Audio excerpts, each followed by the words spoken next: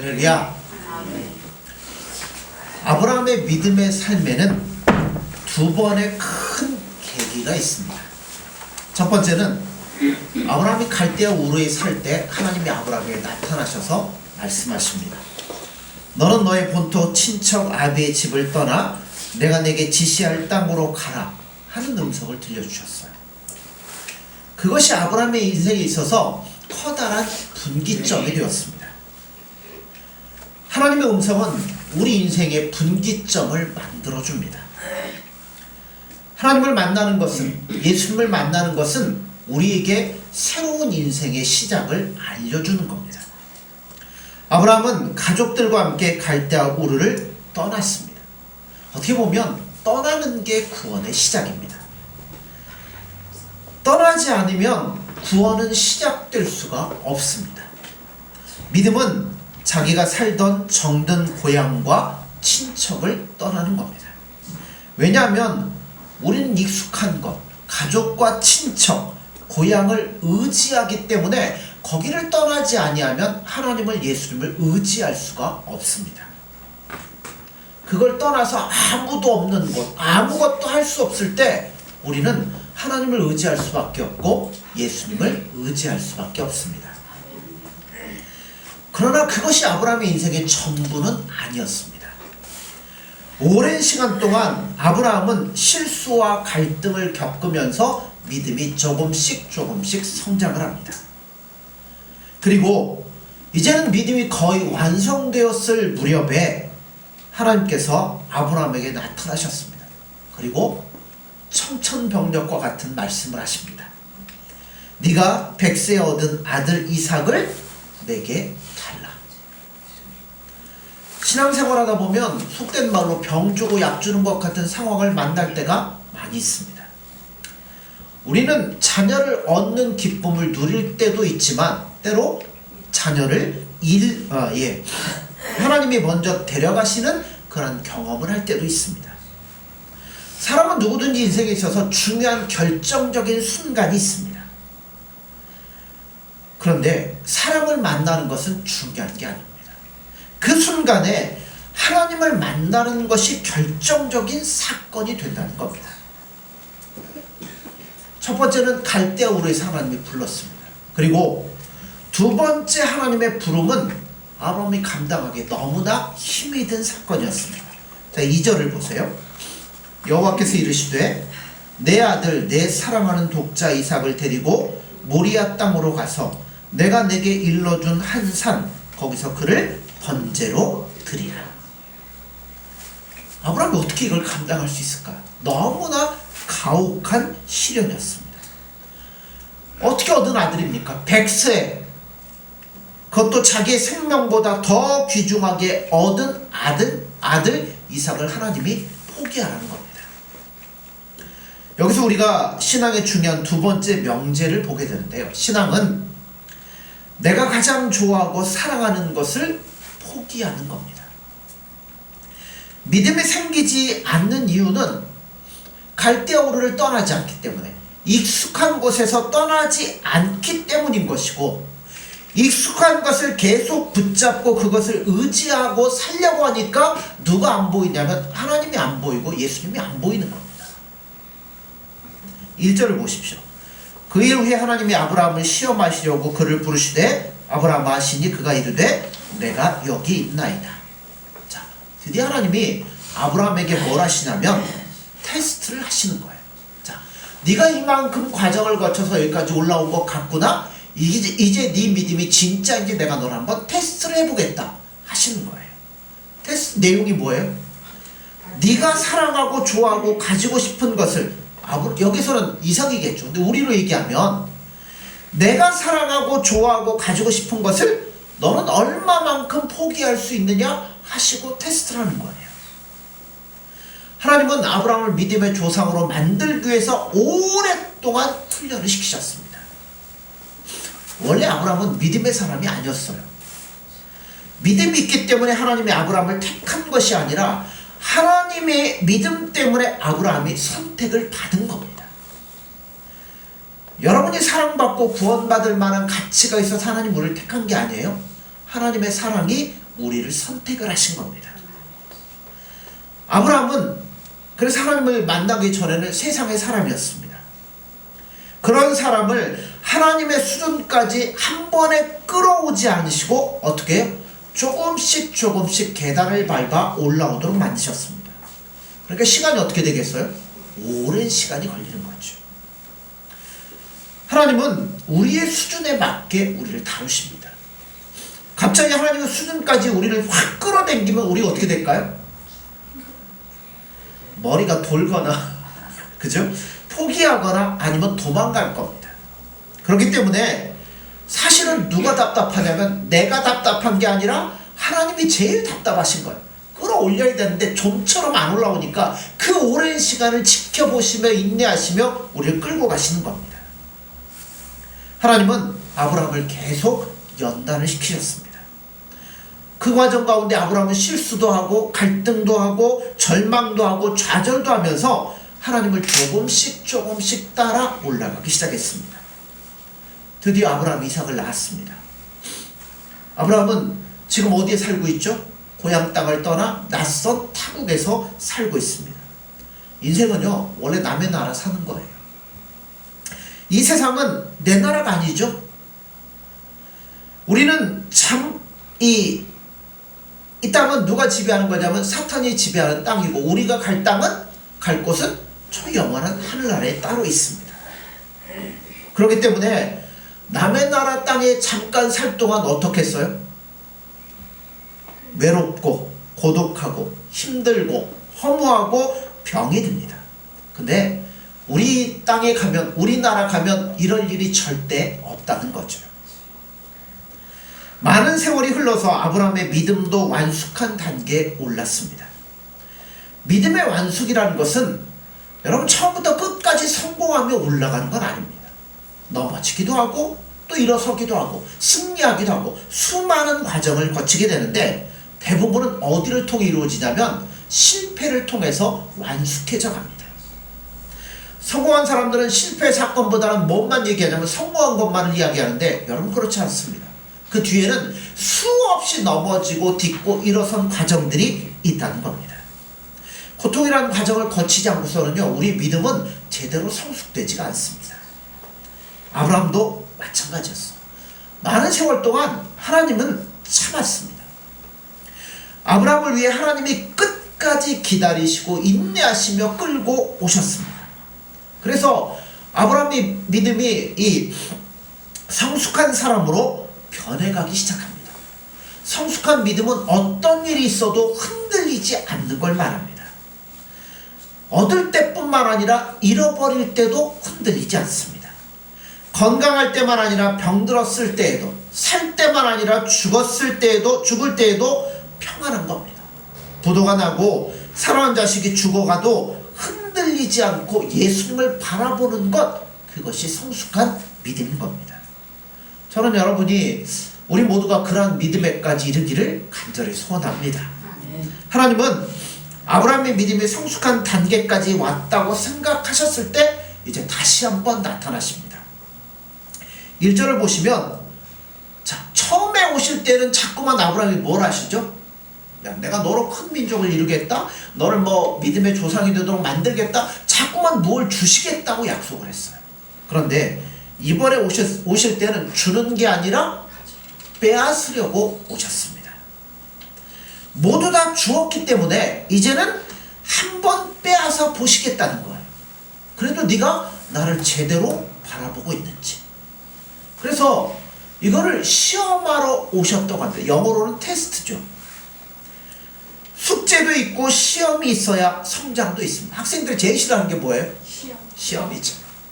제일 싫은 게 시험이에요. 그래도 테스트는 꼭 있어야 됩니다. 그래야 그 다음 단계로 넘어가요. 뭐가 부족한지 보완할 건 뭔지 그걸 알아야 보완하고 한 걸음 성숙해져 나가는 거죠. 시험은 그래서 나쁜 게 아닙니다.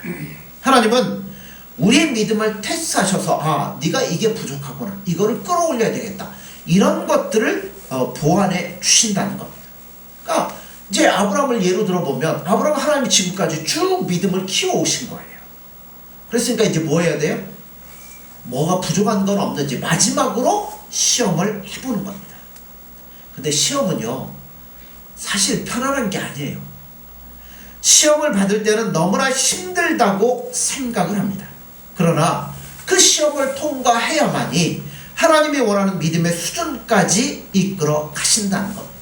그 시험은 뭐 세 가지 정도가 있어요. 테스트가 있고요, 템테이션이 있고요, 그 다음에 시련이라는 게 있어요.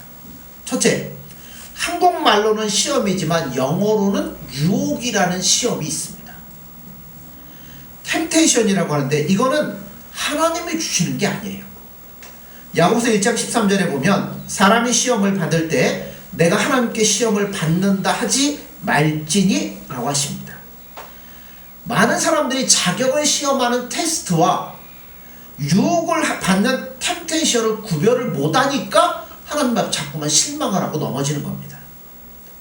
하나님은 시험하지 우리를 유혹하지 않습니다. 누가 유혹해요? 사단이 유혹하는 거예요. 두 번째 시험은 시련이라는 겁니다. 야고보서 1장 12절을 보면 시험을 참는 자는 복이 있나니 이는 시련을 견뎌낸 자가 주께서 자기를 사랑하는 자들에게 약속하신 생명의 면류관을 얻을 것이기 때문이라 라고 말씀합니다. 사람은요, 누구든지 시련을 겪습니다. 저나 여러분이나 누구도 예외가 없어요. 내가 잘못하지 않아도 시련은 옵니다. 시련은 누구든지 겪기 마련이고 시련을 통해서 우리 믿음이 성장하고 튼튼해져 가기 시작합니다. 그래서 금방 읽었던 말씀처럼 시련이 올 때 잘 참고 받아들이는 사람은 복이 있다는 거예요. 어떤 복이요? 생명의 면류관이 주어질 거라는 겁니다. 자, 오늘 말씀은 템테이션이 아니에요. 테스트예요. 이건 하나님이 친히 우리를 위해 행하시는 건데요. 1절을 보면 하나님이 아브라함을 테스트하기 위해서 찾아오셨습니다. 하나님이 아브라함을 찾아오셨어요. 그리고 부르십니다. 아브라함아, 부르셨어요. 그랬더니 아브라함이 뭐라고 그래요? 예, 제가 여기 있습니다. 그동안 하나님은 셀 수 없이 아브라함에게 찾아오셨어요. 야, 하늘의 별을 봐라, 이런 것까지 말씀하시면서 찾아오셨는데, 지금 아브라함의 대답은 예전에 하나님이 찾아오셨을 때 대답하고는 전혀 다르다는 겁니다. 찾아올 때마다 아브라함이 순종했지만 이번에는 그 대답에 차이가 있어요. 아브라함이 예, 제가 여기 있습니다. 그 말의 뜻은 이제는 하나님이 나에게 어떤 것을 명령하셔도 내가 들을 준비가 다 되어 있습니다 하는 말입니다. 마틴 루터가 종교개혁을 하면서 이와 비슷한 말을 했어요. 그가 종교개혁의 기치를 가지고 싸워나갈 때 수많은 카톨릭 사제 신자 이런 사람들이 얼마나 그를 위협하며 협박했는지 모릅니다. 그때 그가 뭐라고 대답하냐면 내가 여기 있습니다. 나는 바꿀 수 없습니다. 그것이 종교개혁을 일으켰다고 사람들은 말합니다. 사람들이 가장 쉬운 말 4가지를 못한다고 그래요. 뭘 못할까요? 우리 다 아는 거예요. 고마울 때 감사하다, 이 말 잘 못하고요. 미안할 때 미안하다 못하고요. 예라고 해야 될 때 예라고 잘 못하고요. 아닐 때 아니라고 잘 못한다고 합니다. 그런데 아브라함은 예, 하나님 제가 여기 있습니다. 하나님은 아브라함을 부르시고 믿음을 점검하는 하나님의 시험은, 그런데 아브라함에게는 너무나 가혹한 시험이었습니다. 그 시험은 아들을 번제로 드리라는 겁니다. 사람들은요, 자기를 세워주고 나에게 뭔가를 갖게 하고 얻게 하고 하는 것에는 굉장히 관심이 많습니다. 부자가 되고 권력을 갖게 되고 이런 것을 주는데 믿음이 필요하다라고 말을 합니다. 그런데 하나님이 아브라함에게 원하시는 것은 뭘 주겠다는 게 아니에요. 내가 너를 부자로 만들어 주겠다, 너 하는 대로 다 이루어지도록, 그게 아니에요. 오히려 뺏겠다는 거예요. 우리는 하나님께서 야, 저희가 100세는 아니지만 내가 100세 너에게 아들을 주겠다. 그럼 어떻게 했어요? 다시 웃으면서 기뻐할 거 아니에요? 그런데 백세 얻은 아들의 생명을 가져가겠다. 그럼 어떨까요? 얼굴색이 변하고 무슨 그런 하나님이 있습니까? 아마 그렇게 대들거나 반항을 하겠죠. 우리는 여기서 믿음이 아주 중요한 정의를 하나 발견하게 되는데요. 처음 믿음은 아들을 얻었듯이 구원을 얻는 거예요. 하나님이 은혜로 주시는 거예요. 그러나 믿음의 마지막 단계는 주신 것을 빼앗아가 보는 겁니다. 그래서 뭘 보려고요? 야, 이거 내가 빼앗아 왔는데 그래도 네가 나를 사랑하는지 나를 바라보는지를 보고 싶어 하시는 거예요. 우리가 예수님을 100% 신뢰할 수 있다면 여러분의 믿음은 100% 믿음입니다. 만약 50% 신뢰한다면 50% 믿음입니다. 무엇을 의지하든지 우리의 믿음을 의지하는지가 우리의 믿음을 결정하게 되는 거예요. 믿음은 하나님이, 예수님이 무엇을 얼마나 주시는가가 아니라 내가 그 예수님을 얼마나 사랑하기 때문에 얼마나 많은 것들을 포기하느냐가 주된 것입니다. 그런데 세상의 비극은 예수님을 의지하지 않고 유일한 자신을 의지하기 때문에 일어난다는 겁니다. 여러분, 우리는 젊든 나이가 들었든 이제 조금 있으면 어떻게 돼요? 다 죽을 거예요. 타영 떠나서 이제 고향으로 돌아갈 겁니다. 그러면 뭐 해야 돼요? 고향 갈 준비를 해야 되는데 그 마지막 순간까지 준비는 안 하고 이 땅에서 뭐 하려고 해요? 어떻게 해서든 긁어 모아가지고 누리고 살려고 하는 게 사람들의 모습이라는 겁니다. 여기에 우리 한숨과 고독이 있습니다. 자기를 꺾고 포기하지 않기 때문에 교회를 평생 들락날락 해도 믿음의 세계에 발을 들여놓지 못하는 경우가 많습니다. 그저 종교적인 프로그램에 익숙해져서 종교인은 될지언정 나를 포기하지 않고 끝까지 예수님을 바라보지 아니하면 온전한 믿음의 기회에 들어가지 못한다는 거예요. 왜냐하면 나를 포기하지 못하기 때문에 예수님을 만날 기회가 없는 겁니다. 2절에서 하나님은 아브라함을 보고 이렇게 얘기를 해요. 너를 포기하지 말고 내 자식을 포기하라 말씀합니다. 부모는 자식이 죽게 되었을 때 대부분의 부모가 뭐라 그래요? 네 대신에 내가 죽는 게 낫다. 죽고 싶다고 말씀을 하잖아요. 이게 부모의 마음입니다. 암에 걸린 자식이 죽어갈 때 하나님께 기도하기를 하나님 차라리 저를 데려가시고 이 아이를 살려주세요 라고 기도하지 않겠습니까? 그런데 그게 누구의 마음이냐면 하나님 아버지의 마음입니다. 그런데 하나님께서 그렇게 사랑하는 자식을 뭐하라고 그래요? 내 노라고 하십니다. 내 사랑하는 아들, 내 독자. 왜 괜히 말을 늘리는 게 아니에요. 얼마나 아브라함에게 이 아들이 소중한가 하는 것을 나타내는 말입니다.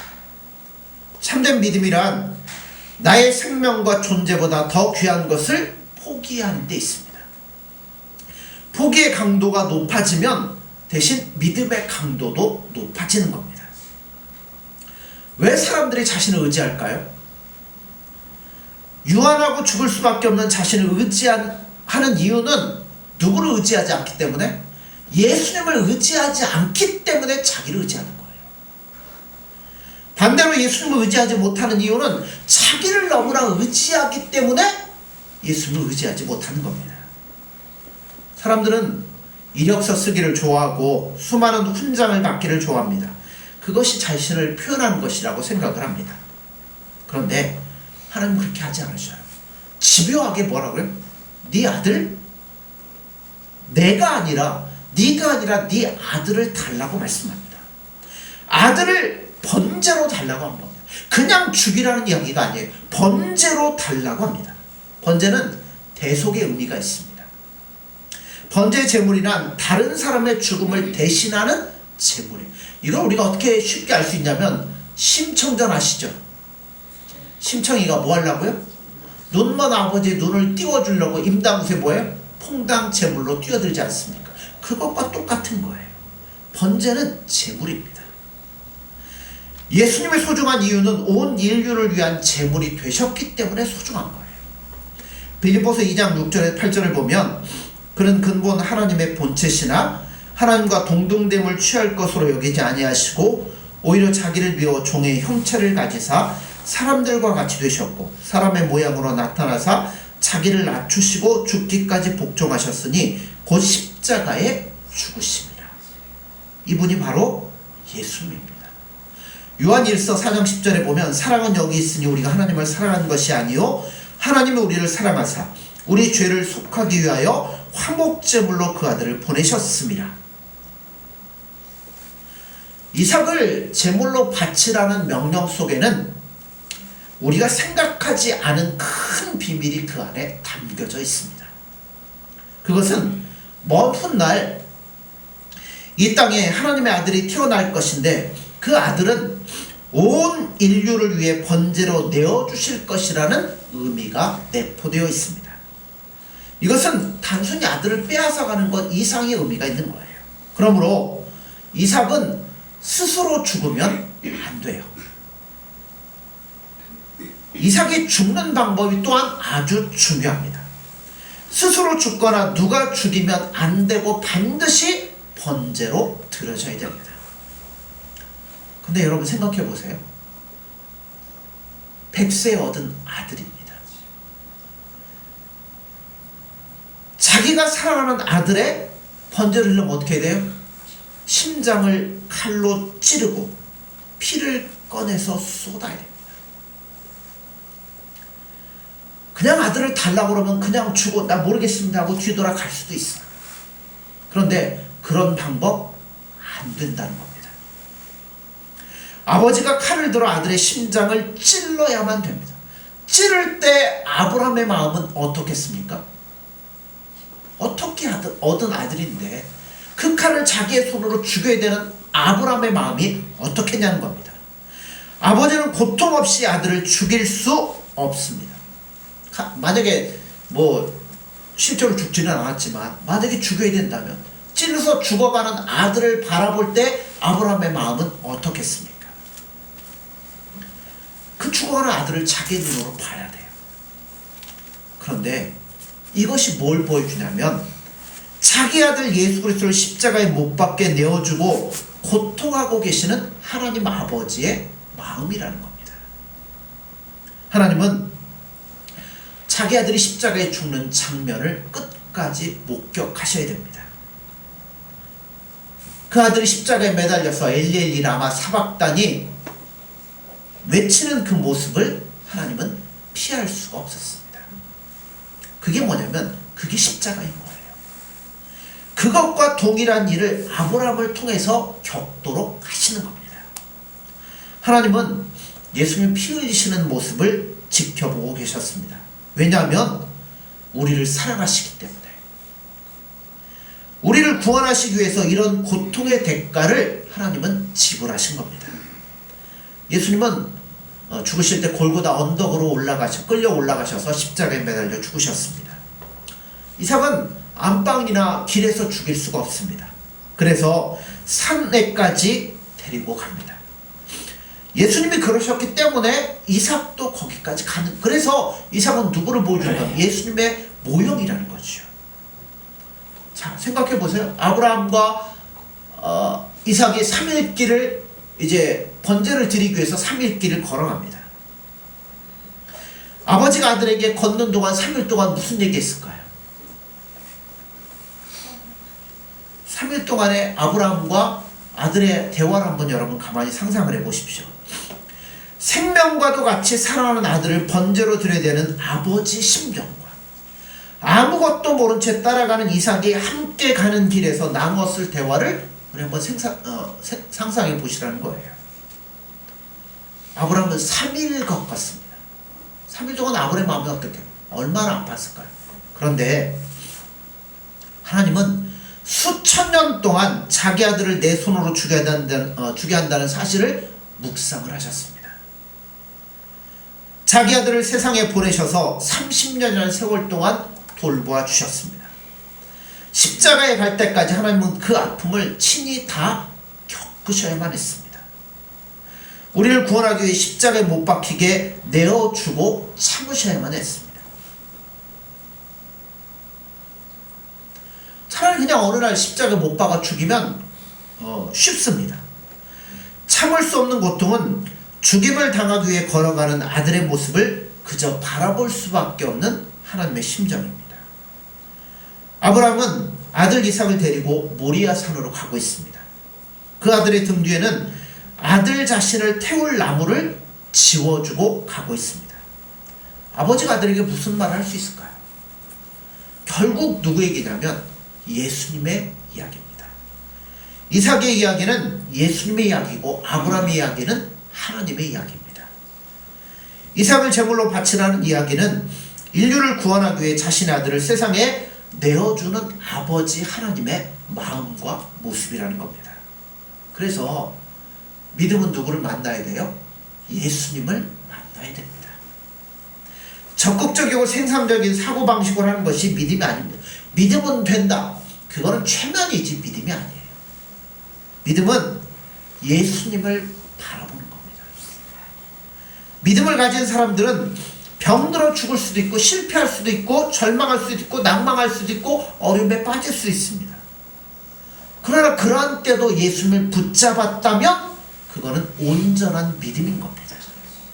모든 것을 다 포기하고 예수 그리스도를 붙잡았다면 그것이 참다운 믿음이라는 겁니다.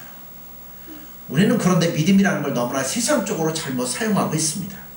성경적인 믿음은 예수님을 바라보는 겁니다. 어린 양을 만나는 겁니다. 갈라디아서 2장 20절을 보면 내가 그리스도와 함께 십자가에 못 박혔나니 그런즉 이제는 내가 사는 것이 아니요 오직 내 안에 그리스도께서 사시는 것이라.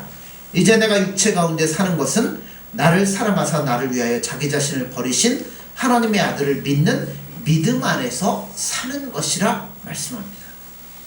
하나님은 아브라함을 테스트해보고 싶으셨습니다. 그건 잔인하게도 아들을 빼앗아가는 하나님의 모습이 아니라 메시아를 우리에게 보내고 싶었던 하나님 아버지의 마음을 이 사건을 통해서 우리 가르쳐 주시는 겁니다. 그리고 사랑하는 성도 여러분들, 우리가 살다 보면 하나님 우리를 가끔 테스트할 겁니다. 네가 여기까지 나를 사랑하냐? 내가 이런 거 빼앗아가도 네가 나를 사랑할 거냐? 마치 욥이 하나님의 사탄이 시험한다고 할 때 야, 욥은 괜찮아, 해봐 하고 내어주면서 끝까지 욥을 바라봤던 것처럼 아마 우리의 삶 속에서도 동일하게 우리가 하나님을 바라보고 예수님만을 바라보기를 원하실 겁니다.